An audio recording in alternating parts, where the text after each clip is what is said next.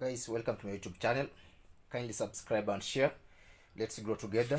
So I'm sorry, I don't work for any other company. I don't work for these brands, but I need to say this: latest Samsung washing machines have a problem, and their main problem is the drum. This is an Ecobubble, the new technology. Very common. When the bearings are out, the drum detaches from the spider. So if you check, it's completely falling. Okay, it's even broken. If you check inside there, the drum is even gone completely.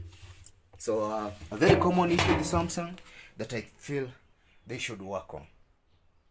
Comment in the share some comments in the comment section down there if you have a similar problem. Maybe the more we talk about it, they'll have to work out something.